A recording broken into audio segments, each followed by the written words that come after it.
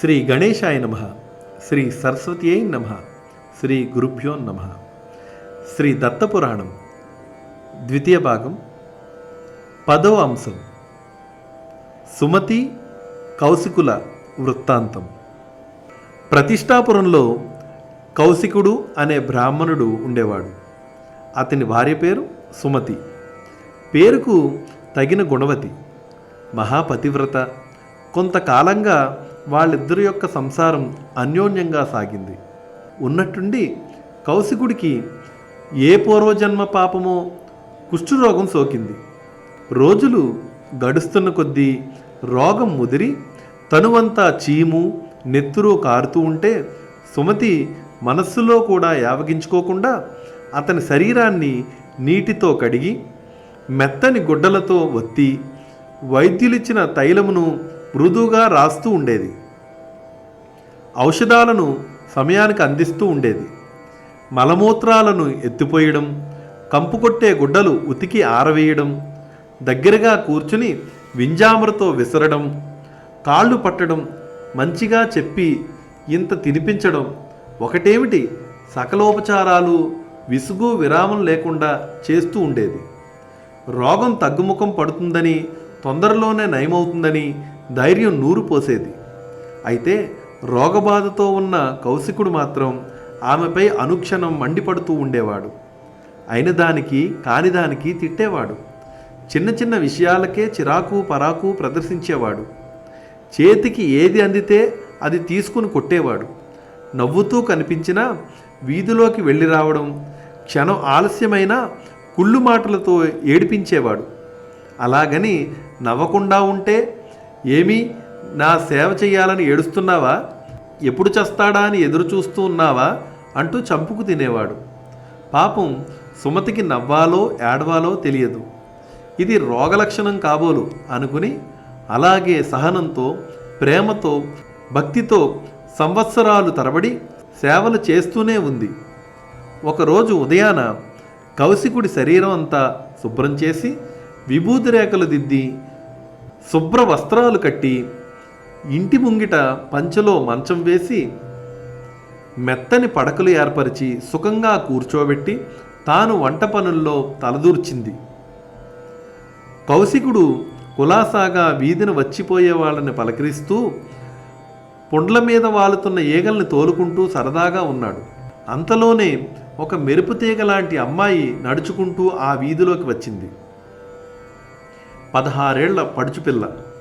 ఆ పిల్ల చూపు మన్మథ బాణంగా ఉంది.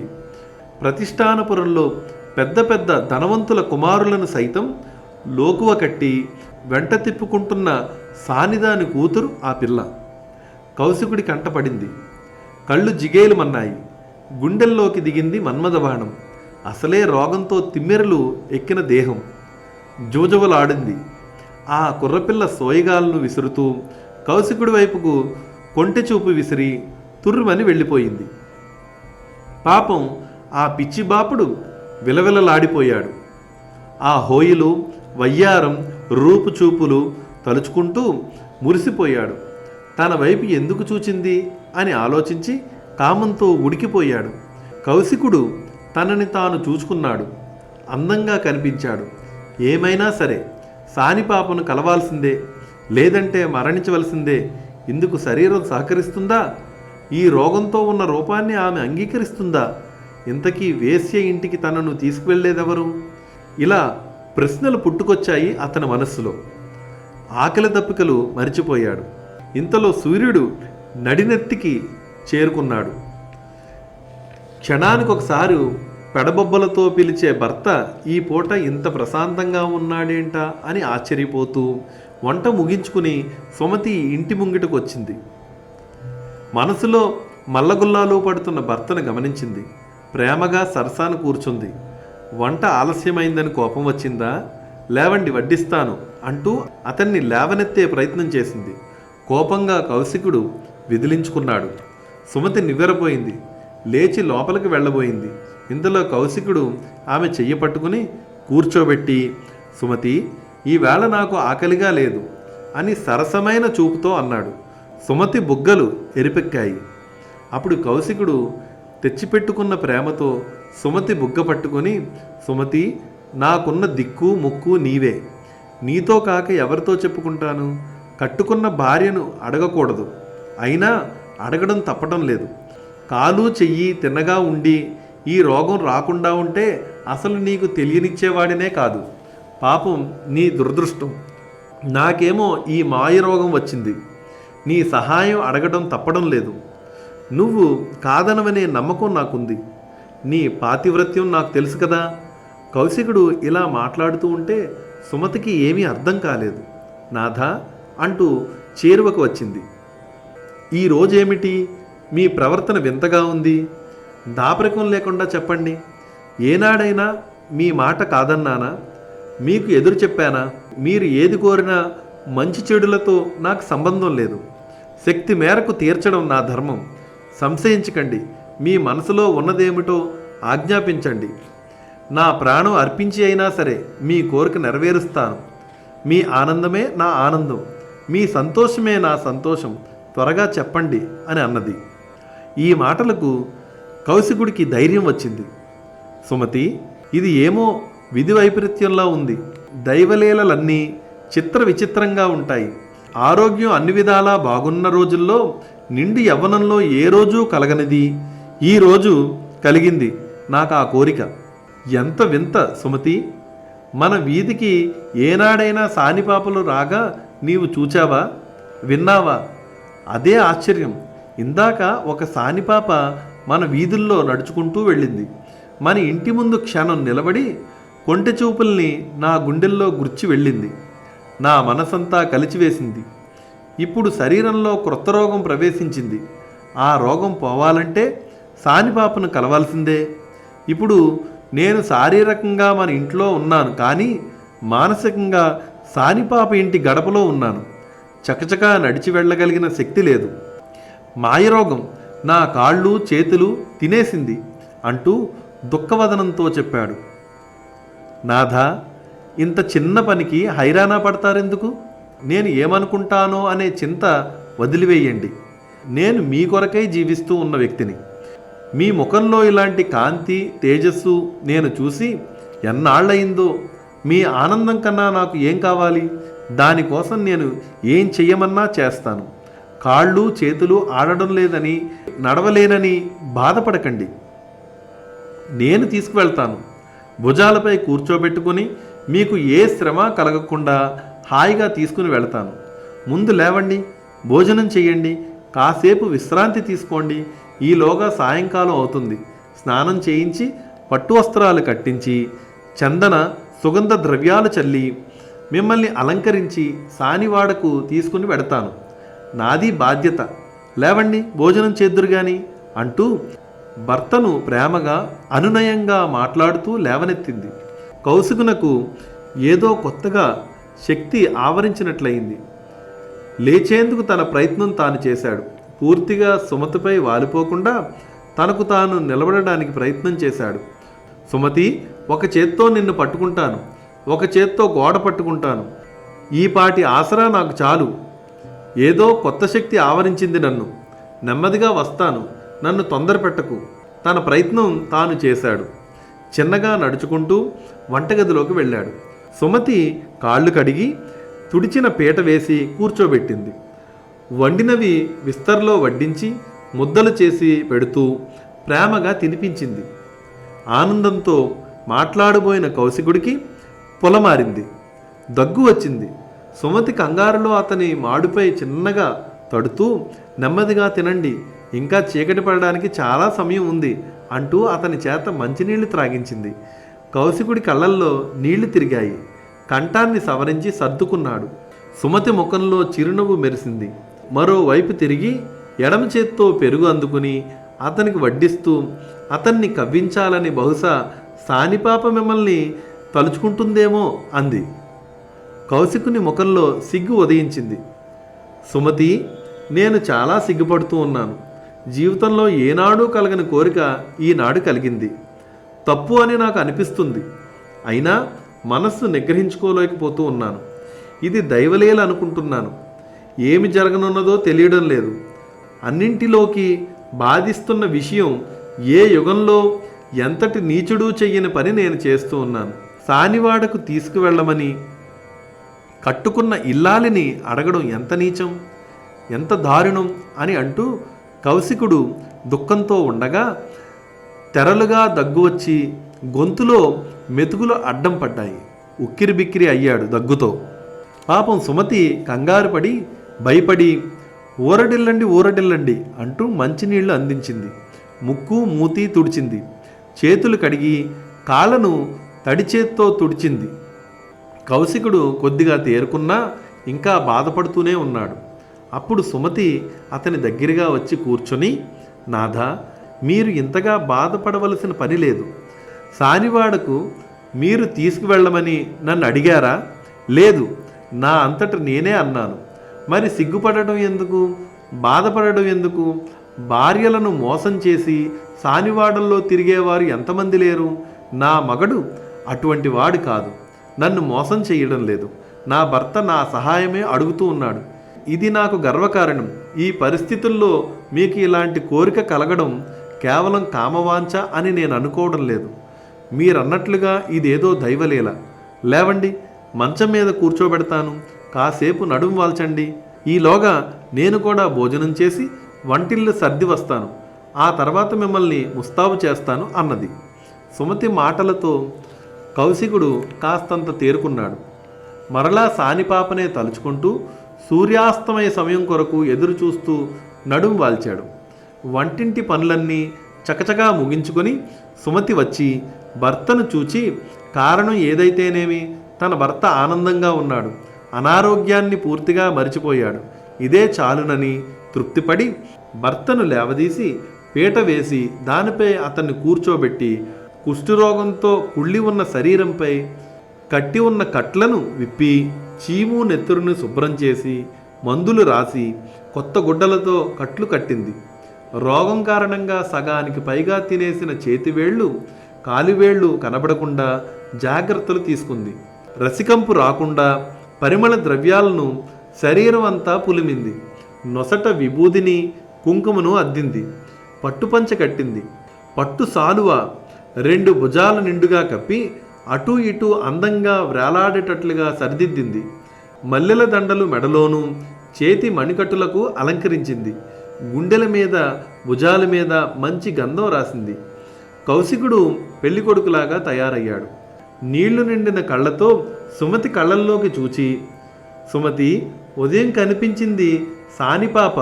సూర్యుడు అస్తమిస్తున్నా నన్ను వదలడం లేదు. హృదయంలో హత్తుకుని పోయింది. ఆ సానిపాప చూసిన చూపు ఆమెను పొందలేకపోతే నేను బ్రతకలేను అని అన్నాడు. సుమతి హఠాత్తుగా ఏదో జ్ఞాపకం వచ్చినట్లు ఇంట్లోకి వెళ్ళి అద్దం తెచ్చి భర్తకు చూపించింది. మందగించిన చూపుతో కౌశికుడు అద్దంలో తన బింబాన్ని చూచి మురిసిపోయాడు. వేశ్యలకు బంగారం ప్రాణం అంటారు కనుక తన మెడలో ఉన్న కాసుల హారాన్ని తీసి భర్త మెడలో వేసింది. నాథా, సూర్యాస్తమయం అవుతుంది, ఇంక బయలుదేరుదాం. వేశ్యవాటిక మన ఇంటికి చాలా దూరం, మధ్యలో శ్మశానం దాటాలి, బయలుదేరదాం అని కొంగు బిగించి కొంత ధనాన్ని మూట కట్టుకొని మంచానికి చేరువలో నేల మీద కూర్చుంది. కౌశికుడు మంచం మీద నుండి ముందుకు జరిగి ఆమె మెడకు అటూ ఇటూ కాళ్ళు వేసి సర్దుకొని కూర్చున్నాడు. ఊతగా ఆమె శిరస్సును పట్టుకున్నాడు. నేలకు చేతులు ఆనించి సుమతి అతి ప్రయత్నం మీద లేచింది. భర్త కాళ్లను చేతులతో అదిమి పట్టుకుని బరువుగా అడుగులు వేస్తూ బయలుదేరింది. దారిలో కనిపించిన వారందరినీ కౌశికుడు సరదాగా పలకరిస్తూ ఉన్నాడు. వింతగా ఇకిలిస్తూ ఉన్నాడు. చూసిన వాళ్ళంతా ఇతనికి పిచ్చి పెట్టిందేమో అనుకున్నారు. తెలిసిన వాళ్ళు, ఏమోయ్ కౌశిక, ఎందాక అంటే మాత్రం సమాధానం చెప్పకుండా దాటివేస్తూ ఉన్నాడు. సుమతి మాత్రం ఇక్కడికే వ్యాహ్యాళికి అని అంటోంది. ఇంతలో చీకట్లు కమ్ముకున్నాయి. ఊరు దాటి శ్మశానంలోకి అడుగుపెట్టారు. కౌశికుడిలో ఉత్సాహం రెట్టింపయ్యి గుర్రం మీద స్వారీ చేస్తున్నట్లుగా కాళ్ళు అటూ ఇటూ ఆడిస్తూ వెకిలిగా వింతగా ప్రవర్తిస్తూ ఉన్నాడు. అడ్డంగా వచ్చిన చెట్ల కొమ్మలను, రెమ్మలను, లతలను కాళ్లతో చేతులతో ఆడిస్తూ ఉన్నాడు. తలకు తగిలే చెట్లు కొమ్మల నుండి తప్పించుకుంటూ ఉన్నాడు. గర్వంగా నవ్వుకుంటూ ఉన్నాడు. పై బరువుల కదలికలతో సుమతి కాళ్ళు తడబడుతూ ఉన్నాయి. అప్పుడప్పుడు తూలి పడిపోబోతూ ఉంది. చెట్ల కొమ్మలు గీసుకుంటూ ఉన్నా, కాళ్ళ క్రింద ముళ్ళు రాళ్ళు ఉన్నా లెక్క చేయకుండా నడుస్తూనే ఉంది. ఎటు చూసినా కారు చీకటి. ఏనాడు చూచి ఎరగని ప్రాంతం, దారి ఎటో తెలియని స్థితి. అడుగుదామంటే ఎవరూ కనిపించడం లేదు. అయినా నడుస్తూనే ఉంది. ఇంతలో చంపేశావరా నీచుడా అంటూ మూలుగులాంటి ఒక కేక వినిపించింది. భారంగా ఆ మాట వినిపించింది. సుమతి నివ్వెరపోయింది. ఎవరది అంటూ ఆ మూలుగు వినిపించిన వైపుకు చూచింది. చేరువలోనే మానవ శరీరం కొరత వేయబడి కొన ఊపిరితో కొట్టుమిట్లాడుతూ ఉన్న వ్యక్తి కనపడ్డాడు. చీకటిలో ఎవరో పోల్చుకోలేకపోయింది. సుమతి, ఎవరు స్వామి తమరు అంది భయం భయంగా. నన్నే గుర్తుపట్టలేకపోయావా? నేను మాండవ్య మహర్షిని. ఈ దేశం ఏలే మహారాజు గర్వాంధుడై నాకు చౌర్యం అంటగట్టి కొరత వేయించాడు. పరమాత్మని ధ్యానం చేసుకుంటూ ప్రాణాలు పోకడకు ఎదురు చూస్తూ ఉన్నాను. నీ భుజాల మీద స్వారీ చేస్తున్న ఈ దుష్టుడు నా తలపై తన్నాడు. ప్రాణం జిల్లార్చుకుపోయింది. మహర్షి అనే మర్యాద లేదు, మనిషి అనే గౌరవం లేదు, చావుకి సిద్ధంగా ఉన్నాననే దయ లేదు. దీనికి వీడి శిక్ష అనుభవించవలసిందే. వీడు సూర్యోదయం అయ్యేలోగా మరణించవలసిందే. ఇదే నా శాపం అన్నాడు. పాపం సుమతి నిలువునా వణికిపోయింది. మహర్షి మహర్షి అంటూ రెండు చేతులు జోడించి కన్నీరు మున్నీరుగా విలపిస్తూ, పాదాలపై పడి ప్రాధేయపడలేని స్థితిలో ఉన్నాను. నా భుజాలపైనున్నది ఎవరో కాదు, నా భర్త కౌశికుడు. మేము మీకు తెలియని వాళ్ళం కాదు. వీరి ఆరోగ్యం బాగున్న రోజుల్లో తమరికి నేను చాలా మార్లు అతిథి మర్యాదలు చేసుకున్నాను. ఇటీవల ఈ రోగంతో ఈయన ఇలా ఉన్నారు. కుష్ఠరోగంతో పరితపిస్తూ ఉన్నారు. కాళ్ళు చేతులు తిమ్మిరెక్కి పాపం స్పర్శజ్ఞానాన్ని కోల్పోయారు. వీరి చిన్ని కోరిక తీర్చడానికి నేను భుజాల మీద మోసుకుని వెళుతూ ఉన్నాను. పాపం పొరబాటున వీరి కాలు మీ శిరస్సుకు తగిలింది. కళ్ళు కనిపించని చీకటి ఇది. తెలిసి చేసిన పొరపాటు కాదు, కావాలని చేసిన అవమానం కాదు. మిమ్మల్ని అర్చించి ఆశీస్సులు పొందవలసిన వాళ్ళం. తెలిసి అవమానిస్తామా? అవమానిస్తే మాకు ఒరిగేదేమిటి? మహర్షులు అనుగ్రహిస్తే మహారోగాలను సైతం ఉపశమింపజేసుకోవచ్చు. మూలిగే నక్క మీద పిడుగు పడ్డట్లుగా అయ్యింది నా పరిస్థితి. వైదవ్యం భరించలేను. దయచేసి శాపం ఉపసంహరించండి. ఆరోగ్యం కుదుటపడేటట్లు ఆశీర్వదించండి. జన్మ జన్మలకు మీకు రుణపడి ఉంటాను అని అన్నది. మాండవ్యుడు బాధతో మూలిగాడు. అతని నోటి నుండి, చెవుల నుండి, ముక్కు నుండి రక్తం దారలు దారలుగా కారుతూ, అతని భుజాల నుండి కారుతూ నేల మీద మడుగులు కట్టింది. మహర్షి, మీ పరిస్థితి దయనీయంగా ఉంది. చివరి దశలో ఉన్న మీకు ఏ ఉపకారం చేయలేకపోతున్నాం. ఇది గృహస్థాశ్రమానికే విరుద్ధం. ఇందుకు సిగ్గుపడుతూ ఉన్నాను.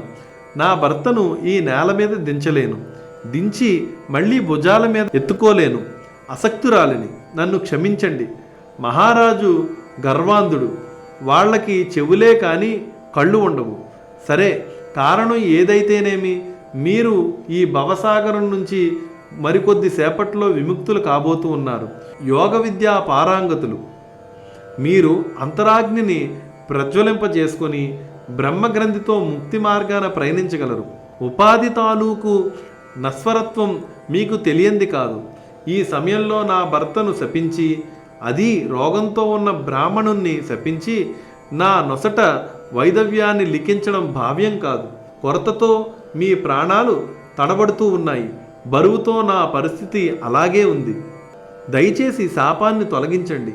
తెలిసి చేసినా తెలియక చేసిన తప్పులకి దండన ఉండాలంటే ఇంకో శాపం ఏదైనా ఇవ్వండి. నేను వైదవ్యం భరించలేను. స్వామి, నన్ను దయచూపండి. శిరస్సు వంచి చేతులు జోడించి నమస్కరిస్తూ ఉన్నాను. ఇదే సాష్టాంగ నమస్కారం అని అనుకోండి అని అన్నది.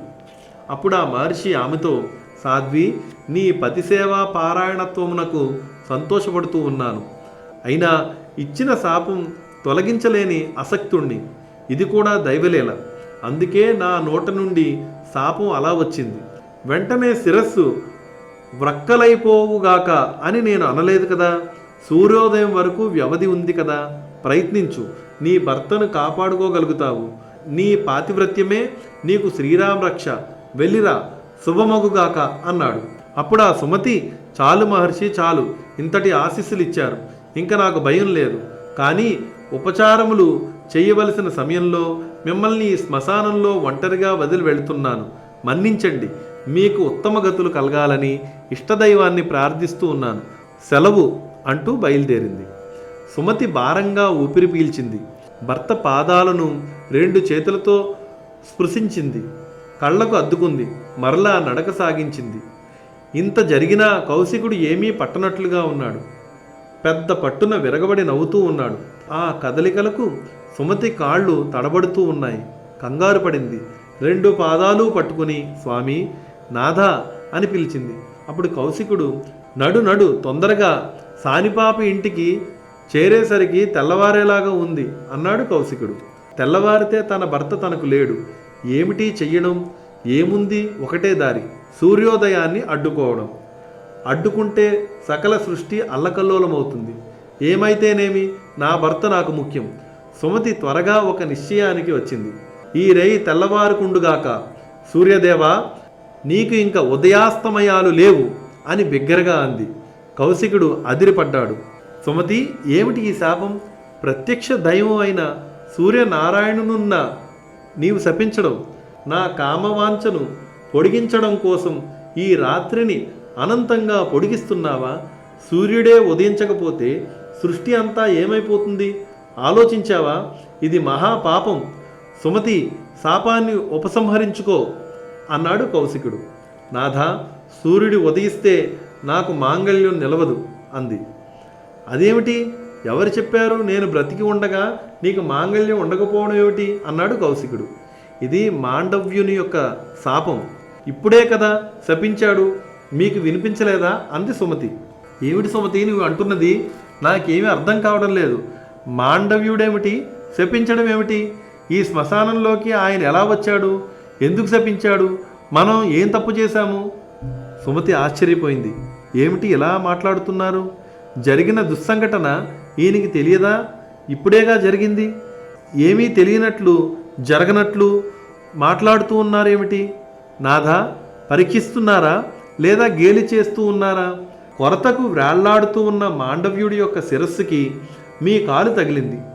ఆయన మండిపడుతూ శపించాడు, సూర్యోదయం అయితే నా మాంగళ్యం నిలవదు. ఇది జరిగిన 2 క్షణాలు కాలేదు. ఏమీ ఎరగనట్లుగా అడుగుతున్నారేమిటి? వేళాకోళానికి ఇదేనా వేళ అని అడిగింది సుమతి. సుమతి, నిజంగా నాకు తెలియదు. ఏమి జరిగిందో చెప్పు. ఇంటి దగ్గర బయలుదేరడం, శ్మశానంలో నడవడం ఇంతవరకే నాకు తెలుసు. ఆ పైన ఏం జరిగిందో ఇసుమంతైనా నాకు తెలియదు. నిజం చెబుతూ ఉన్నాను. మాండవ్యుడి శిరస్సుకి నా కాలు తగలడం ఏమిటి? అంతటి పాపం నేను చేస్తానా? చేస్తే క్షమించమని ఆ మహర్షి పాదాలు పట్టుకుని క్షమించమని అడుగుతాను కదా. ప్రాణాలు వదిలేస్తాను కానీ పాపం చేసి ప్రాయశ్చిత్తం చేసుకోకుండా ఉంటానా? ఏ జన్మలో ఏ పాపం చేశానో ఈ మహారోగం అనుభవిస్తూ ఉన్నాను. తెలిసి ఇంకా పాపాలు చేస్తానా? అసలు ఏం జరిగింది చెప్పు అని అన్నాడు. సుమతి నివ్వెరపోయింది. క్షణం క్రింద కళ్ళ ఎదుట జరిగిన సంఘటన నా నాథుడికి తెలియదు. ఇది మరొక దైవలీల. నిజమే, తెలిసి ఉంటే అంతసేపు నోరు మూసుకుని కూర్చుంటాడా? కనీసం క్షమించండి స్వామి అనడా? సరే అని అనుకుని జరిగిందంతా నాథుడికి వివరించింది. కౌశికుడు సిగ్గుపడ్డాడు, భయపడ్డాడు. సుమతి, వేశ్యా లేదు, గీస్యా లేదు. వెంటనే వెనక్కి వెళ్ళిపోదాం. మాండవ్యుడి కొరత దగ్గరకు నన్ను తీసుకుని వెళ్ళు. మాండవ్యుడు బ్రతికి ఉంటే క్షమించమని అడుగుతాను. మృత్యువుకి భయపడి మాత్రం కాదు, అధర్మానికి సిగ్గుపడుతూ ఉన్నాను. ఇంతకీ నా కామవాంఛ ఇన్ని దురావస్థలు తెచ్చిపెట్టింది. నిన్ను అవస్థలు పెడుతూ ఉన్నాను, నేను అవస్థలు పడుతూ ఉన్నాను. శాపం కొని తెచ్చుకున్నాను. ఇంక నేను జీవించేది కొన్ని గడియలు మాత్రమే. క్షణం వృధా చేయవద్దు. తొందరగా మాండవ్యుడి దగ్గరికి నన్ను తీసుకుని వెళ్ళు. క్షమాపణ చెప్పి ఇల్లు చేరుకుందాం. హరినామస్మరణతో చివరి గడియలు గడుపుతాను. పద పద అన్నాడు. పాపం సుమతి వెనక్కు మళ్ళింది. పిచ్చి ఆవేశమేదో ఆమెను ఆవరించింది. త్వరగా నడిచింది. పరిచయం లేని ప్రదేశం, కారు చీకటి, దుర్గంధం, లోపల ఆందోళన, దారి తప్పింది. ఎంత తిరిగినా ఎటు తిరిగినా మాండవ్యుడి కొరత ప్రదేశం కనిపించడం లేదు. నాదా, ఈ శ్మశానంలో మాండవ్యుడి శరీరం ఎక్కడుందో కనిపించడం లేదు. దారి మారి ఊరి దారిలోనే వచ్చేశాం అంది. సుమతి, నీవు ఏనాడైనా గుమ్మం దాటిన దానివా? ఎంత హింసిస్తూ ఉన్నాను. పోనీలే, ఇంటికి వెళదాం. మాండవ్యుడి ఇచ్చిన శాపానికి తిరుగులేదు. కాలయాపన చేయకుండా పద పద అన్నాడు. సుమతి ఇంటికి చేరుకుని ఇంటి ముంగిట ఉన్న పంచలోనున్న మంచంపై అతన్ని దింపింది. తాను పెరట్లోకి వెళ్ళి బావి వద్ద నీళ్లతో కాళ్ళు కడుక్కుని తడి చేతులతో భర్త కాళ్ళు చేతులు ముఖం తుడిచింది. అప్పటికి కౌశికుడు ధ్యానంలోకి వెళ్ళిపోయాడు. అతని చెంత ఆమె పద్మాసనం వేసుకుని కూర్చుని బిగించిన పిడికిలిలాగా కూర్చుంది. ఉపదేశం పొందిన మంత్రాన్ని ప్రాణాయామపూర్వకంగా అనుసంధానం చేసింది. సూర్యరథం తూర్పు కొండకు అవతలి భాగంలో ఆగిపోయింది. సారథి అనూరుడు కొరడా జులిపించాడు. గుర్రాలు కదలలేదు. తోక నిక్కించి చెవులు రిక్కించి దిక్కులు పిక్కటిల్లేలాగా గుర్రాలు సకిలించాయి. సకల శక్తులు కూడగట్టుకుని 7 గుర్రాలు ఒక్కసారిగా ప్రయత్నించాయి. అడుగు కదపలేకపోయాయి. నోటి నుండి నురగలు క్రక్కుకున్నాయి. సూర్యుడు తోలు తోలు అన్నాడు. సారథి అనూరుడు లగించండి లగించండి అన్నాడు. గుర్రాలు కదలలేదు. రథం మెదలలేదు. బల్లకు అతికించిన బొమ్మల్లా కొండ ఏటవాలిలో సూర్యరథం స్తంభించిపోయింది. ఈ వైపరీత్యం ఏమిటో అనూరుడికి అంతుపట్టలేదు. మందేహాది రాక్షసులు సూర్యరథాన్ని చుట్టుముట్టారు. భీకర రూపములతో భయంకరంగా గర్జిస్తూ రథాన్ని పట్టుకోవడానికి సిద్ధంగా ఉన్నారు. సూర్యభగవానుడు దివ్య దృష్టితో చూచాడు. విషయం అర్థమయ్యింది. సారథి అయిన అనూరునితో, అనూరా, ఇది పాతివ్రత్య వ్రతమహత్యం. సుమతి కరుణిస్తే తప్ప మన రథం కదలదు. గుర్రాలను విప్పి నీవు కూడా విశ్రాంతి తీసుకో. ఇది మనకు ఆయాచితంగా దొరికిన అవకాశం. విశ్రమించు. మన రథం కదలాలి. భూలోకంలో ఉషోదయం అవ్వాలి. నైష్టికులు అర్ఘ్యాలు వదలాలి. అప్పటి వరకు ఈ మందేహాది రాక్షసుల అలజడి తప్పదు. చూస్తూ ఉందాం ఏం జరగనున్నదో అన్నాడు. అనూరుడు చిరునవ్వులు చిందించాడు. భూలోకంలో ప్రాణికోటి మేల్కొంది. ఇంకా సేపట్లో చీకట్లు తొలుగుతాయని ఎదురు చూస్తూ ఉంది. సరోవరాలలో స్నానాలు చేసి నిలబడిన నైష్టికుల చేతుల నుండి అర్ఘ్యజలాలు జారిపోయాయి. ఎంతకు అరుణోదయం కాకపోవడంతో ఇదేదో ప్రళయం అనుకుని గట్ల మీదకు చేరుకున్నారు. చెట్ల మీద పిట్టల యొక్క కువకువలు వినిపిస్తూ ఉన్నాయే తప్ప ఏ పిట్ట గూడు వదిలి బయటికి రాలేదు. పువ్వులు రేకులు విప్పడం లేదు. పద్మాలలో తుమ్మెదలు గుంజుకుంటూ ఉన్నాయి. పశువులు అంబా అంబా అంటూ అరుస్తూ ఉన్నాయి. లేగదూడలు ఆకలి అరుపులకు అవి మరింత గుంజుకుంటూ ఉన్నాయి. కోడి కూసి జాము అయినా ఇంకా వెలుగు రేఖలు రాలేదేమా అని రైతులు విస్తుపోతూ ఉన్నారు. పొలాలకు చేరేవారు దారిలో గుంపులు గుంపులుగా గుమిగూడి చర్చించుకుంటూ ఉన్నారు. ముంగిళ్లలో కళ్ళాపు జల్లిన ఇల్లాండ్రు ముగ్గు బుట్టలతో నిలబడి ఇంకా తెల్లవారిదేమి అని పలకరించుకుంటూ ఉన్నారు. గంటలు గడుస్తున్న కొద్దీ అందరిలో కలవరం పెరుగుతుంది. ఇంతలోకి ఎవరో గాలిలో పుకారు లేవదీశారు. ఇదేదో ప్రళయమట, ఇవాటితో ఇంక సరి అంట అని ఊరూరా రకరకాల పుకార్లు లేవదీశారు. భూగోళం అంతా హాహాకారాలు చెలరేగాయి. మానవుల కన్నా దేవతలు మరింతగా కలవరపడ్డారు. సూర్యోదయం ఆగిపోతే కాలాన్ని కొలిచేదెలాగా? నిత్య నైమిత్తిక కర్మలు జరిగేదెలా? పాడి పంటలు అంతరించిపోతాయి. యజ్ఞయాగాదులు నిలిచిపోతాయి. ప్రజలకే కాదు మనకు నైవేద్యంలో అర్పించేవారు ఉండరు. ఇంతకీ ఈ విపరీతానికి కారణం ఏమిటి అని దేవతలందరూ దేవగురు అయిన బృహస్పతిని శరణు శరణు అన్నారు. ఆయన దివ్య దృష్టిని సారించి కారణం చెప్పాడు. అయితే సుమతిని ప్రసన్నరాలుగా చేసుకోవడం ఎలాగా? మాండవ్య శాపాన్ని మళ్లించడం ఎలాగా? ఏమీ పాలుపోలేదు. బ్రహ్మ దగ్గరికి పరుగులు తీశారు. అప్పుడు బ్రహ్మ ఆలోచించి వారితో, ఇది ఒక పతివ్రత చేసిన ప్రతిజ్ఞ. తన భర్త ప్రాణాలు కాపాడుకునేందుకు సూర్యోదయాన్ని నిషేధించింది. ఆమె పాతివ్రత్యం ముందు మన శక్తియుక్తులు సరిపోవు. మరొక పతివ్రత ఎవరైనా పూనుకోవాలి. అత్రి మహర్షి భార్య అనసూయాదేవి మహాపతివ్రతామ్మ తల్లి, కరుణామయి. అందరూ వెళ్ళి శరణు వేడండి, లోకహితం కోరి ఉపకారం చెయ్యమని అర్థించండి. సుమతికి వచ్చిన ఆపదను తీర్చి ప్రతిజ్ఞను మళ్లించగల సమర్థురాలు, ప్రయత్నించండి అని అన్నాడు బ్రహ్మదేవుడు. దేవతలందరూ హుటాహుటిన అత్రి మహర్షి ఆశ్రమం చేరుకున్నారు. అనసూయాదేవి పాదములకు సాష్టాంగ నమస్కారములు చేశారు. లోకానికి వచ్చిన ఉపద్రవాన్ని తొలగించమని వేడుకున్నారు. అంతా విని ఆ తల్లి గంభీర వదనంతో నిశ్శబ్దంగా తల ఊపి తమ పర్ణశాలలోనికి వెళ్ళిపోయింది. ఇంద్రాది దేవతలు అవాక్కయ్యారు. ఆశ్రమంలో అల్లంత దూరాన ఒక గున్నమామిడి చెట్టు క్రింద జపం చేసుకుంటూ ఉన్న అత్రి మహర్షిని చేరుకున్నారు. మీరే కాపాడాలని ప్రాధేయపడ్డారు. సూర్యోదయం కాకపోతే జరిగే ప్రమాదాలన్నీ ఆయనకు ఏకరువు పెట్టారు. బ్రహ్మదేవుని ఆజ్ఞతోనే ఇలా వచ్చామని విన్నవించారు. అనసూయమ్మ అంతా విని లోపలికి వెళ్ళిపోయింది. మాకు భయంగా ఉంది, రక్షించు మహర్షి అంటూ దేవతలందరూ మూకుమ్మడిగా కాళ్ళ మీద పడ్డారు. అత్రిముని చిన్నగా నవ్వి అనసూయాదేవిని పిలిచాడు. లోకోపకారం కొరకు దేవతలంతా ప్రాధేయపడుతూ ఉన్నారు. ఒకసారి వెళ్ళి సుమతితో మాట్లాడమని అన్నాడు. ఆ అనుమతి కోసమే ఎదురు చూస్తూ ఉన్నట్లుగా సరే అంది.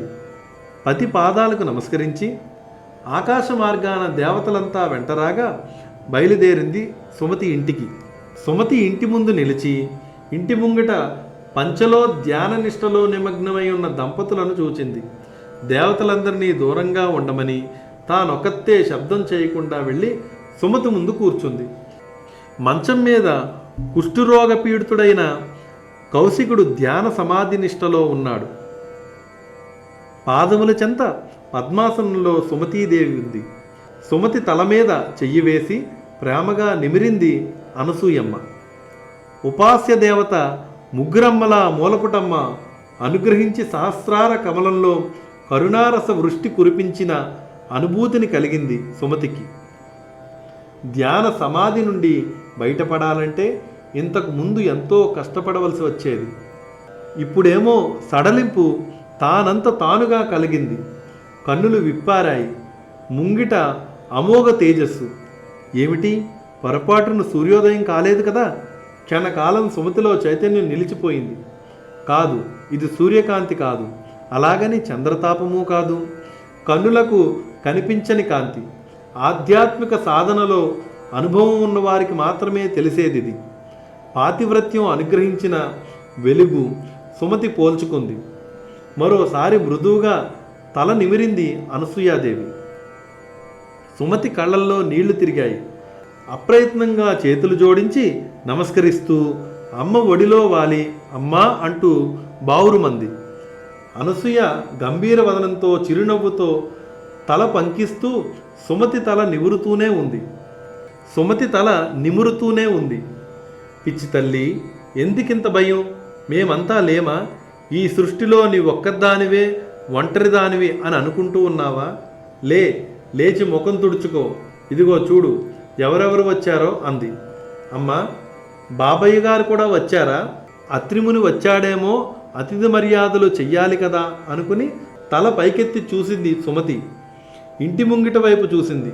బృహస్పతి, దేవేంద్రుడు, అష్టదిక్పాలకులు, సకల ఋషులు, అఖిల దేవతలు తమ తమ దివ్య తేజోమయ రూపాలతో కనిపించారు. అందరూ వినయంగా చేతులు కట్టుకుని నిలిచి ఉన్నారు. అందరి చూపుల్లో కాపాడు తల్లి అన్న ప్రాధేయ భావం కనిపిస్తూ ఉంది. ఆశ్చర్యపడుతూ అనసూయమ్మ వంక చూసింది సుమతి.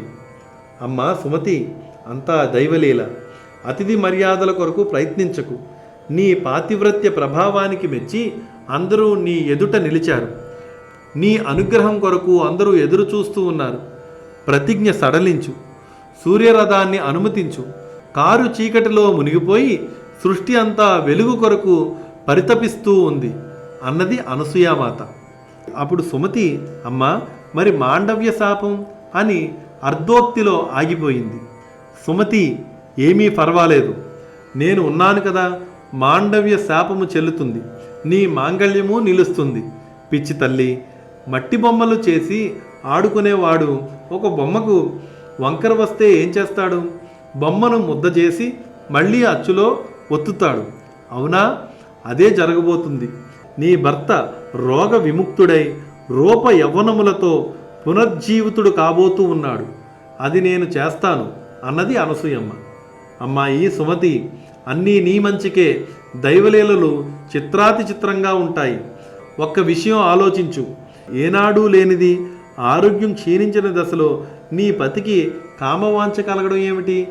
అది వేశ్యతో. అది నీ సహాయాన్నే అతను అర్థించడం. పోనీ మీరున్న వీధిలో ఏనాడైనా సానిపాపలు అడుగుపెట్టే సాహసం చేశారా? మరి సానిపాప ఎలా రాగలిగింది? వచ్చి వచ్చి ఇలా మీ ఇంటి ముందే నిలబడాలా? నీ పతినే చూడాలా?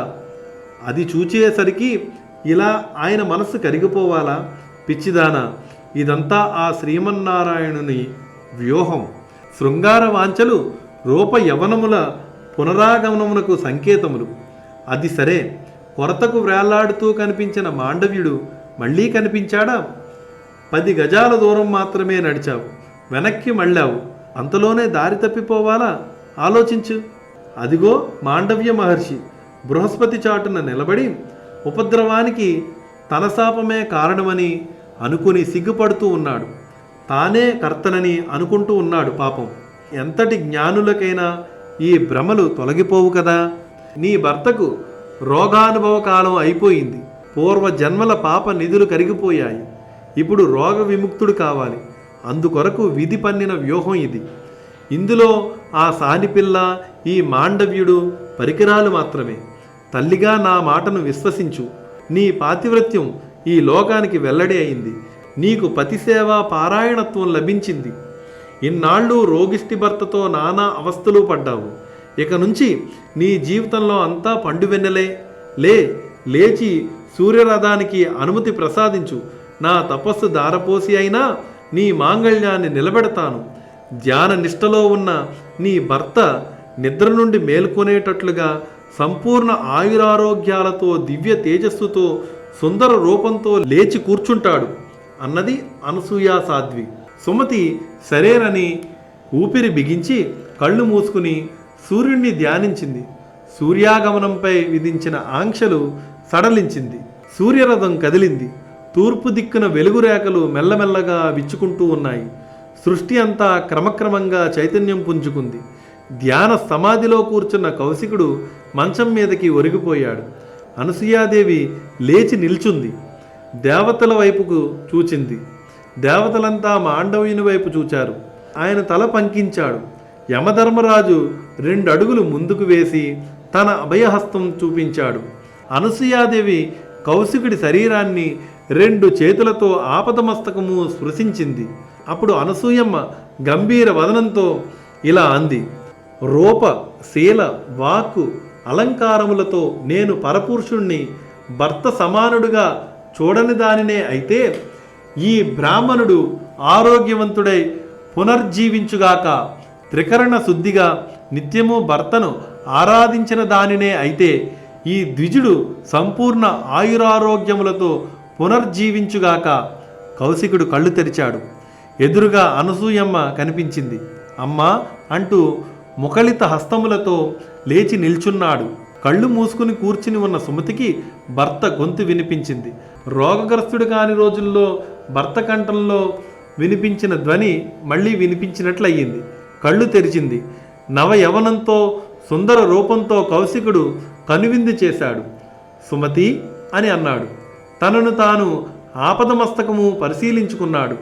పతి సేవలో అలసి సొలసిపోయిన ఆమె శరీరం కూడా కొత్త కాంతితో నిండు యవ్వనంతో వెలిగిపోతూ ఉంది. ఆమె శరీరం మీద ఆభరణములు అన్నీ తళుక్కుమని మెరుస్తూ ప్రత్యక్షమయ్యాయి. సుమతి ఒక నవవధువులాగా మారిపోయింది. అనసూయమ్మ తన వైపే చిరునవ్వులు చిందిస్తూ చిద్విలాసంగా తన వైపే చూస్తూ ఉంది. సుమతికి ఒక్కసారిగా సిగ్గు ముంచుకొచ్చింది. వీధి వాకిలి వైపు చూచింది. దేవతలు మాయమయ్యారు. ఇంటి లోపలికి చూచింది. కొత్త కాంతులతో, రంగవల్లికలతో, పచ్చని తోరణములతో కళకళలాడుతూ ఉంది వారి ఇల్లు. పాత్ర సామాగ్రి తళతళమని మెరిసిపోతూ ఉన్నాయి. సుమతీ కౌశికుల ఆనందానికి అవధులు లేవు. తల్లి, అమ్మ అంటూ అనసూయాదేవికి పాదాభివందనం చేసుకున్నారు. సుమతీ కౌశికుల దంపతులు అర్ఘ్యపాదాలతో పూజించారు. అతిథి మర్యాదలు జరిపారు. అనసూయ సాధ్వి వారిద్దరిని సకల సంపదలతో పుత్ర పౌత్రాభివృద్ధిగా ఉండమని ఆశీర్వదించి తిరుగు ప్రయాణానికి సిద్ధమైంది. ఇంక వెళ్ళొస్తాను, సంధ్యకు వేళవుతూ ఉన్నది, అక్కడ అత్రి మహర్షి ఎదురు చూస్తూ ఉంటారు అని చెప్పి బయలుదేరింది. ఇంతలో అక్కడ బ్రహ్మ, విష్ణు, మహేశ్వరులు ప్రత్యక్షమైనారు. మాత మహాసాధ్వి, ముల్లోకాలను రక్షించావు, నీ తపశ్శక్తి దారపోసావు, దీనికి ప్రత్యోపకారంగా నీకు వరం ఇవ్వాలని వచ్చాము, కోరుకో అని అన్నారు త్రిమూర్తులు. అప్పుడు అనసూయాదేవి ఇలా అంది, త్రిమూర్తులారా, మీరు మీ దర్శనం అనుగ్రహించారు, ఇంతకన్నా ఏమి కావాలి? అయినా వరం కోరుకోమన్నారు కనుక అత్రి మహర్షి అంతరంగం ఎరిగి అడుగుతూ ఉన్నాను. మీరెలాగూ నన్ను తల్లి అని పిలిచారు కనుక ఆ పిలుపు సత్యమయ్యేటట్లుగా వరం అనుగ్రహించండి, మీరు ముగ్గురు నాకు బిడ్డలుగా అవ్వండి అని వరం కోరుకుంది. త్రిమూర్తులు తదాస్తు అని అంతర్ధానం చెందారు. అనసూయాదేవి ముఖంలో కొత్త ఆనందం పరవళ్ళు త్రొక్కింది. అమ్మాయి సుమతి, మీ వల్ల నాకు కూడా మేలు జరిగింది. సాక్షాత్తు త్రిమూర్తులే నాకు పుత్రులుగా కాబోతూ ఉన్నారు. ఈ శుభవార్తను అత్రి మహర్షికి తెలియచెయ్యాలి. ఇంక వస్తాను, సెలవు అంటూ వెళ్ళిపోయింది. అనసూయాదేవి రాక కొరకు చిగురించిన గున్నమామిడి చెట్టు క్రింద అరుగు మీద కూర్చుని ఎదురు చూస్తూ ఉన్నాడు అత్రిముని. సంధ్య ఉపాసించి కూర్చున్నాడు. ఉదయకిరణాలు సోకినప్పుడే అనుకున్నాడు అనసూయమ్మ విజయం సాధించిందని. కౌశికుని మాట ఏమిటా అని ఆలోచిస్తూ ఉన్నాడు. అదే సమయానికి అనసూయాదేవి ఆకాశ మార్గమున తిరిగి వచ్చి అత్రిమునికి నమస్కరించింది, పాదాభివందనం చేసింది. మహర్షి ఆమెను లేవనెత్తాడు. నీ ముఖంలో వెలుగులు చూస్తూ ఉంటే తెలుస్తుంది సుమతి మాంగళ్యం నిలబెట్టావని, ముల్లోకాలకు కలిగిన ముప్పును తప్పించావు. బహుశా అందరూ నిన్ను పతివ్రత శిరోమణిగా పొగిడి ఉంటారు, అందుకే ఈ ఆనందం అంతా, అవునా అంటూ ప్రేమగా పలకరించి దగ్గర కూర్చోబెట్టుకున్నాడు అత్రి మహర్షి. ఇదొక్కటే కాదు, నా ఆనందమునకు కారణం ఇంకొకటి ఉంది అన్నది అమ్మ. అలాగా, ఏమిటో చెప్తే మేము విని ఆనందిస్తాం అన్నాడు అత్రి మహాముని. అనసూయామాత త్రిమూర్తులు ఇచ్చిన వరం సంగతి చెప్పింది. నాయన దీపక, వింటున్నావా అని వేదధర్ముడు హెచ్చరించాడు. దీపకుడు ఆనందంతో తల ఊపాడు. సుమతి తన తండ్రికి చెప్పిన కథ ఇది. అనసూయ అత్రి మహర్షులు పుత్రవాంఛతో మదనాగ్నిని ప్రజ్వలింప చేసుకున్నారు. హోమగుండంలో పడబోతూ ఉన్న హవిస్సును వాయుదేవుడు చెదరగొట్టాడు. ఒక అంశం వచ్చి మహర్షి కుడికంటిలో పడింది. తక్కిన 2 భాగాలు క్షణకాలం వ్యవధిలో అనసూయాదేవి గర్భకోశాన ప్రవేశించాయి. అత్రిముని కంటిలో పడిన భాగాన్ని ఆశ్రయించి బ్రహ్మ చంద్రుడిగా ఉదయించాడు. అనసూయ సాధ్వి గర్భంలోకి ప్రవేశించిన ద్వితీయాంశను ఆశ్రయించిన పురుషోత్తముడు దత్తాత్రేయుడిగా ఆవిర్భవించాడు. తృతీయాంశం రూపాన్ని ధరిస్తూ ఉండగా హైహాయుడు అనే రాజు అడ్డగించాడు. ఇది గ్రహించిన రుద్రుడు ఆ భాగాన్ని ఆశ్రయించి 7 రోజులు గర్భావాసం చేసి తమోగుణ ప్రధానుడై దుర్వాసుడిగా జన్మించాడు. బ్రహ్మాంశ సంభవుడైన చంద్రుడు రజోగుణ ప్రధానుడై లోకాలకు వెన్నెలను ప్రసాదిస్తూ ఉన్నాడు. ప్రజాపతి పదవిని పొందాడు. కళలకు ఔషధాలకు పోషకుడయ్యాడు.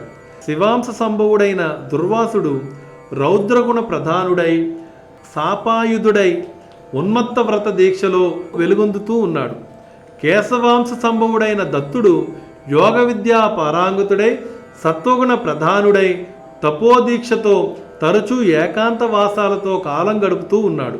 మునుపుత్రులు చాలామంది ఆయనకు శిష్యులుగా అనుచరులుగా అయ్యారు.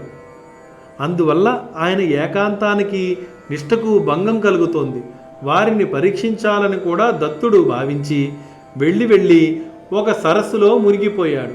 ఎంతకాలానికి సరస్సు నుండి బయటికి రాలేదు. అయినా శిష్యవర్గం విడిచిపెట్టలేదు. గట్టున నిలబడి నిరీక్షిస్తూనే ఉన్నారు. ఇదిగో వస్తాడు, అదిగో వస్తాడు అని ఎదురు చూస్తూ ఉండగానే 100 సంవత్సరాలు గడిచిపోయాయి. అప్పుడు లేచి వచ్చాడు. అఖండ తేజోమూర్తి, సూర్యకాంతి లాంటి తేజస్సుతో చంద్రబింబంలా సరస్సు నుండి బయటకు వచ్చాడు. శిష్యులంతా కరతలాధ్వనులతో జయ జయ నాదాలతో జయ గురుదత్త, శ్రీ గురుదత్త అంటూ ఆనంద తాండవం చేశారు. కొందరైతే బొంగమూతలు పెట్టి గోముగా నిష్ఠూరాలు పలికారు. అందరినీ సముదాయించి దత్తాత్రేయుడు చిరునవ్వులు పంచిపెడుతూ ఆశ్రమం వైపు నడవసాగాడు. శిష్యులంతా కోలాహలంగా ఆయనను అనుసరించారు. దత్తగురు, ఇంకెప్పుడు మమ్మల్ని విడిచిపెట్టి వెళ్లకు, మమ్మల్ని ఏకాకుల్ని చెయ్యకు, నిన్ను చూడకుండా క్షణం కూడా ఉండలేము, నీ విరాహాన్ని మేము భరించలేము అని అన్నారు. శిష్యులు మిత్రులు ఇలా అడుగుతూ ఉంటే దత్తుడు చిరునవ్వులు చిందిస్తూ వారితో కొంతకాలం గడిపాడు. వారితో బంధం యోగ సాధనకు ఆటంకం అవుతుందని, అదీగాక వీళ్ళందరూ నిజంగా తన పట్ల గురుభావంతోనే ఉన్నారా, ఉంటే దాని లోతు ఎంత, వీరు ఎరిగిన విలువలకు భిన్నంగా నేను ప్రవర్తిస్తే ఎంతమంది సహిస్తారు, ఎంతమంది అసహిస్తారు పరీక్షిద్దామని అనుకున్నాడు. మరొక రోజు సాయంకాలం సరోవరంలో స్నానానికి దిగాడు. శిష్యగణం మిత్రగణం కూడా వెంట ఉన్నారు. ఉన్నట్టుండి దత్తుడు మాయమయ్యాడు. శిష్యులు హాహాకారాలు చేశారు. ఇంతలో ఎవరో శిష్యులలో ఒకడు, ఇది మనకు మరో పరీక్ష, కంగారు పడకండి అన్నాడు. అనుకున్నట్లే దత్తస్వామి సరోవర మధ్య భాగంలో ప్రత్యక్షమయ్యాడు. దివ్యాంబరాలు ధరించి దివ్యమైన భూషణములతో దత్తుడు దగదగలాడుతూ ఉన్నాడు. చేతిలో మధుపాత్ర, ఆరారుగా మద్యం సేవిస్తూ ఉన్నారు. ఎరిపెక్కిన కన్నులు, తడబడుతున్న పలుకులు. ఒక అందాల రాశి బంగారు పాత్రతో మద్యం తెచ్చి పాత్రలో అందించింది, పాత్రలో నింపింది. దత్తస్వామి ఆమె కొంగు పట్టుకుని లాగాడు. ఆమె వయ్యారంగా నాట్య భంగిమలో వచ్చి స్వామివారి ఒడిలో వాలింది. ముద్దులు, మురిపాలు, ఆలింగనాలు, ఈ వ్యవహారాలన్నీ జరుగుతూ ఉన్నాయి. మధ్య మధ్యలో ఇద్దరూ ఒకే పాత్రలో మద్యం సేవిస్తూ ఉన్నారు. ఒకరి మీద ఒకరు నీళ్లు చల్లుకుంటూ ఉన్నారు. కూని రాగాలు తీస్తూ ఉన్నారు. గిలిగింతలు పెట్టుకుంటూ ఉన్నారు. విరగబడి నవ్వుకుంటూ ఉన్నారు. ఒకరి మీద ఒకరు వాలిపోతూ ఉన్నారు. బుగ్గలు కొరుక్కుంటూ ఉన్నారు, నెట్టుకుంటూ ఉన్నారు. అంతలోనే మళ్ళీ దగ్గరకు లాక్కుంటూ ఉన్నారు. గట్టుపై నిలబడి వింతగా చూస్తున్న శిష్యులు మిత్రులు గుసగుసలాడుకుంటూ ఉన్నారు. ఏమిటి దారుణమని ముక్కును వేలేసుకుంటూ ఉన్నారు. ఇతడా మనం గురువుగా నమ్మింది, ఇతడా మనకు మోక్షం ప్రసాదించేది, యోగ సాధనంటే ఇదేనా, మద్యపానము మదవతీగానమునా, అయ్యయ్యో ఎంత పొరపాటు చేశాం, ఎన్ని వందల సంవత్సరాలు వ్యర్థం చేశాము అని అనుకున్నారు. అందరి మనస్సులో ఇదే ఆలోచన బయలుదేరింది. పదండి పదండి అనుకున్నారు అందరూ.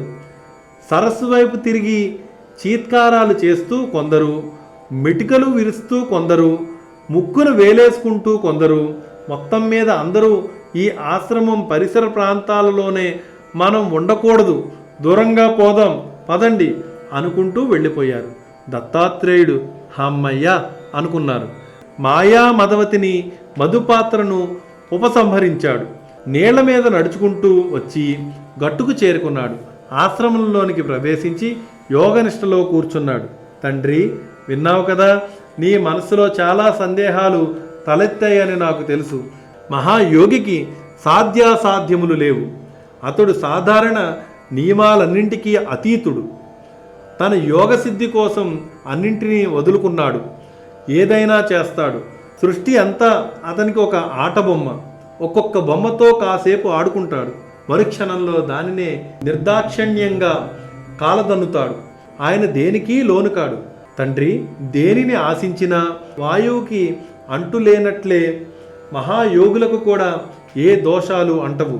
వారేది చేసినా అది ఒక క్రీడ మాత్రమే. ఈ రహస్యం తెలియాలంటే యోగ సాధనలో ఒక మెట్టైనా ఎక్కాలి. లేకపోతే ఆ శిష్య బృందాల వలె అపార్థాలతో, అసహ్యంతో పారిపోవలసి వస్తుంది.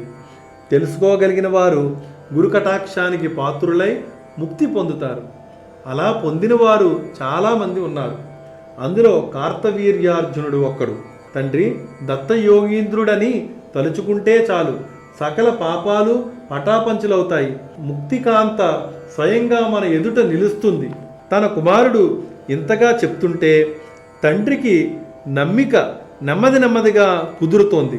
నాయనా సుమతి, అంతో ఇంతో అనుభవం ఉండి సాత్విక మార్గంలో తపస్సు చేసుకునే మునికుమారులే దత్తుడి లీలలను అర్థం చేసుకోలేక దూరమయ్యారంటే ఇక నేనెంత, నా తెలివెంత?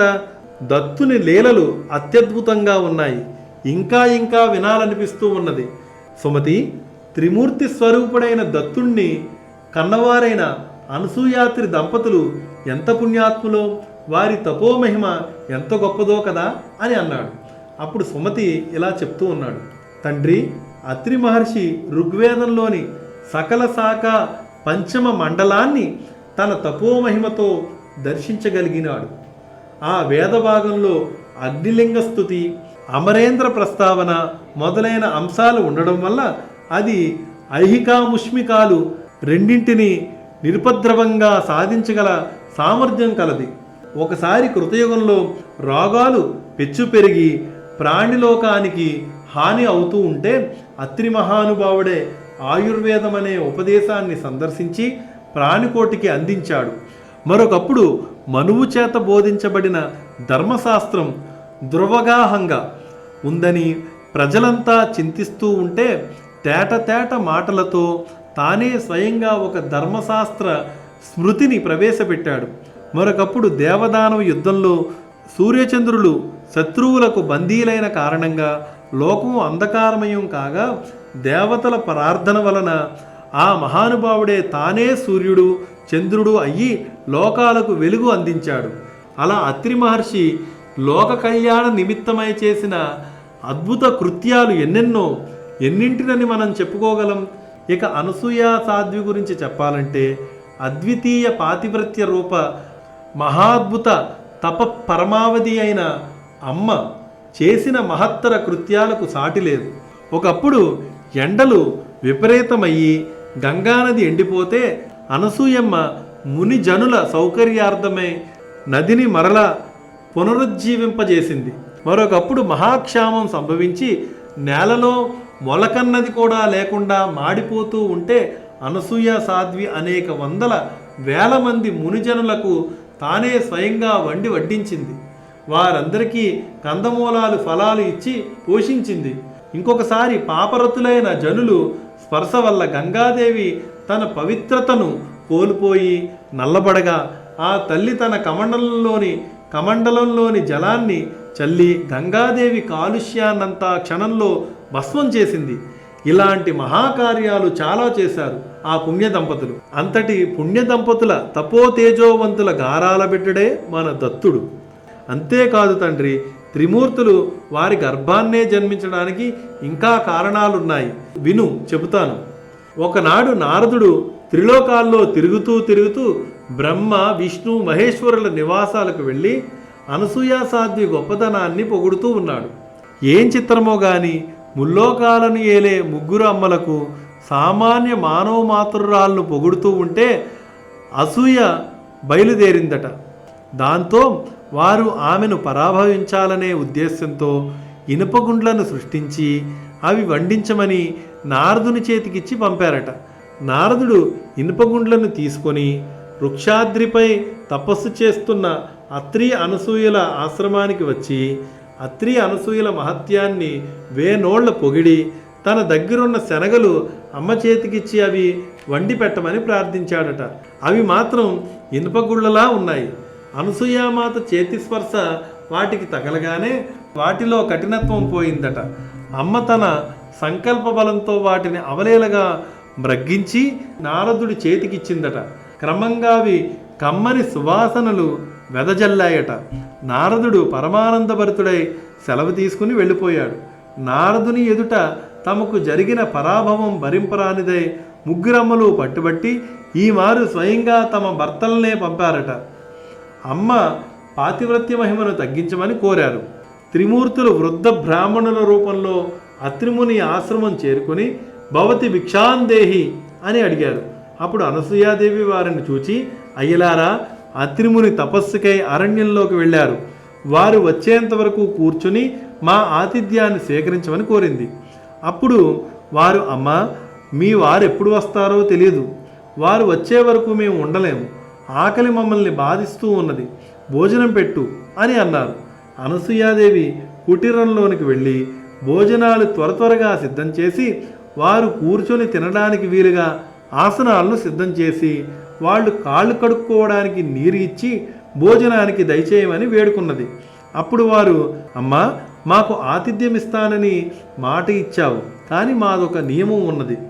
నీవు కట్టుకున్న బట్టలను విడిచి నగ్నంగా మాకు వడ్డిస్తేనే మేము భోంచేస్తాము అన్నారు. అప్పుడు అమ్మ ఆలోచించి, ధర్మాధర్మాల మధ్య చేజిక్కించుకోజూచిన వీరు సామాన్య మానవులు కారని, అయ్యలారా, అలాగే వడ్డిస్తాను, దయచేయమని వేడుకున్నది. అనసూయాదేవి కుటీరము లోపలికి వెళ్ళి అత్రి మహర్షి పాదుకులకు నమస్కరించి, స్వామి, గృహస్థుల ఇంటికి దేహి అని వచ్చిన వారికి చేతనైనది సమర్పించవలెనని నియమం. అట్లుగాక ఆ నియమాన్ని మీరితే ఆకలితో తిరిగి వెళ్ళిపోయిన వారు గృహస్థుల పుణ్యాన్ని తీసుకుని పోతారు అన్నది శాస్త్రవాక్యము. కనుక నేను వారు నా బిడ్డలే అన్న భావంతో భోజనం వడ్డిస్తాను అని చెప్పుకొని నగ్నంగా భోజనం వడ్డించడానికి వెళ్ళేసరికి ఆ ముగ్గురు పసిపిల్లలై కేరింతలు కొడుతూ ఉన్నారు. అప్పుడు అమ్మకు స్తన్యం వచ్చింది. బట్టలను ధరించి ముగ్గురు పసిబాలులను 3 ఉయ్యాలలలో పడుకోబెట్టి జరిగిన కథనే జోలగా పాడుతూ ఉంది అమ్మ. ప్రపంచాన్ని సృష్టి చేసి అలసిన వాడిలాగా బ్రహ్మ, జగత్తు పాలించి సోలిపోయిన వానిలాగా విష్ణువు హాయిగా ఉయ్యాలల్లో ఆదమరిచి నిద్రపోతూ ఉన్నారు. ఇంతలో అత్రి మహర్షి వచ్చి జరిగిందంతా తెలుసుకుని వారిని స్తుతించాడు. అతని స్తోత్రములకు తృప్తి చెందిన త్రిమూర్తులు తమ తమ నిజరూపాలతో దర్శనమిచ్చారు. అత్రి మహర్షి అనసూయాదేవితో, దేవి, వీరు నీ పాతివ్రత్యం పరీక్షించడానికి వచ్చారు, నీకు కావలసిన వరం కోరుకో అన్నాడు. అప్పుడు అనసూయాదేవి, పాపుల్ని ఉద్ధరించడానికి, లోక కళ్యాణ నిమిత్తం ధర్మాన్ని సంరక్షించడం కొరకు మీ ముగ్గురు పుత్రులుగా జన్మించాలని కోరిక కోరింది. ఇంతలో అక్కడ ముగ్గురమ్మలు ప్రత్యక్షమై సిగ్గుతో తల వంచుకున్నారు. అప్పుడు త్రిమూర్తులు, చూచారా అమ్మ మహిమ అని తమ తమ భార్యలతో అన్నారు. వారు మరింత సిగ్గుతో తలలు దించుకున్నారు. అప్పుడు త్రిమూర్తులు అమ్మతో, అమ్మ, మమ్ము మేము మీకు సంపూర్ణంగా దత్తత చేసుకుంటూ ఉన్నాము. అలనాడు సుమతి, కౌశికుల విషయంలో మీకు వరం ఇచ్చాం కదా అని దివ్యమైన అనుగ్రహాన్ని ప్రసాదించారు. అట్టి వరప్రభావం వల్లనే అనసూయ గర్భాన్ని ధరించి త్రిమూర్తులను తన బిడ్డలుగా చేసుకోగలిగింది అని సుమతి తన తండ్రితో త్రిమూర్తుల యొక్క ఆవిర్భావానికి గల పుణ్యగాథను వినిపించాడు. ఓం శ్రీ దత్తాయ గురవే నమః. దత్తపురాణం 10వ అంశం సంపూర్ణం.